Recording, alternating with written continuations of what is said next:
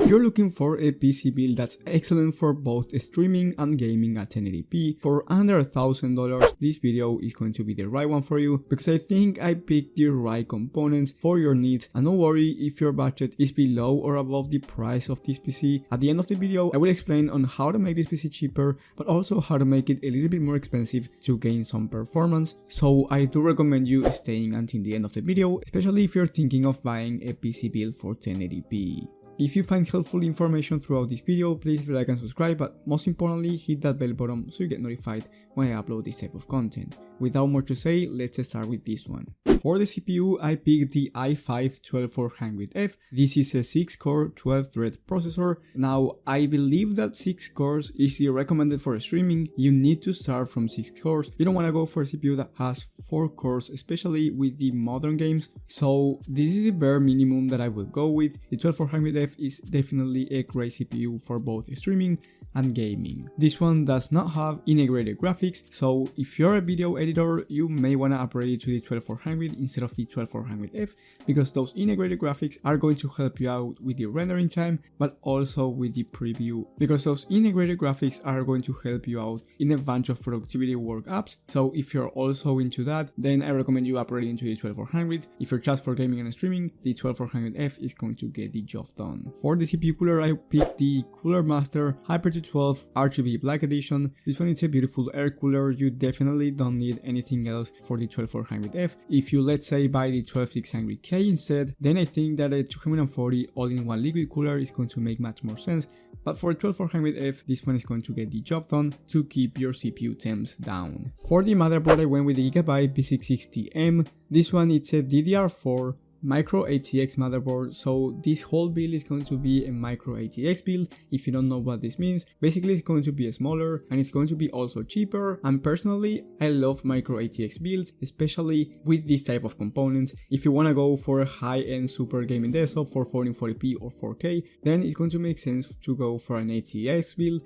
But for this type of components, a micro ATX is going to be perfect because you're saving money, and also I like the aesthetics because they are smaller. Then for the memory kit, I went with a silicon powered X-Power turbine, 32 gigs of RAM. This is 2x16 gigs, DDR4 3200MHz CL16 memory, great for gaming and streaming. If you want to downgrade to 16 gigs, it's totally possible. Don't worry, but I do recommend going for 32 gigs of RAM for streaming. For the storage, I went with 1TB of M.2 SSD for just $90, which is a really good price for this type of a storage. I think that 1TB is the standard. Now, this really depends on the games that you're going to play and stream, because if you are going to stream just esports titles that are not super heavy, then you can get away with 500 gigs. But on the other side, if you want to stream a bunch of heavy games, but you also do video editing, I do recommend you going with 2TB. So I went with 1TB, just in the middle. The standard nowadays is going to be great. Then for the graphics card, and the most important part for gaming, and it's also going to take a huge part for streaming, is the MSI Radeon RX 6600 graphics card. This one is $285. Now, I know the Nvidia encoder is actually better for streaming, but for the same price, if you want an Nvidia GPU, you're getting a 1660 Super, or for more expensive, a 3050, which I don't think it's worth the price considering that the 6600 is much better for performance. So yes, they might have a better encoder, but this one is much faster for gaming, so at the end you will achieve more FPS with the 6600, even if you are streaming, by the way. For the case, I went with the Deepcool Matrix 40. This one is a micro ATX case. Like I said before, this is a micro HDX build, just for $62. The airflow overall for this case is great, so CPU and GPU temps are going to be perfect. And on top of that, I added a Fantex kit with 3 RGB fans. You will need to install 2 in the front and 1 in the back, so you get a nice RGB gaming PC overall, because remember that the CPU cooler is also RGB. And last but not least, the power supply. I went with the EVGA Supernova 650W 80+ gold power supply. I've been putting this a lot recently on my PC build videos because it's actually on a deal right now for $60. It's definitely an overkill for this PC, but it's great for future upgradability, especially if you want to do upgrades such as the CPU and the GPU.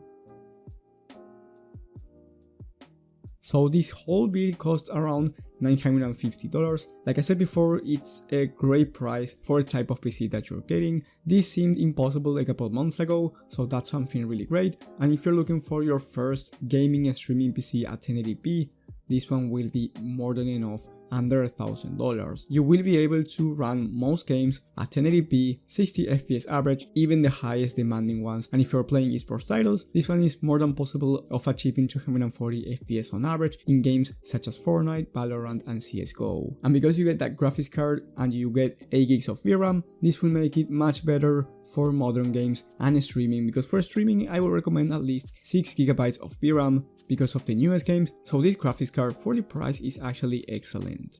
Now, if you don't have the budget to buy this PC, don't worry, you can save an extra bucks by not buying the case fans, and do not worry, the CPU and GPU temps are going to be just fine, the airflow overall is going to be just fine as well, but you won't have this RGB cool aesthetics.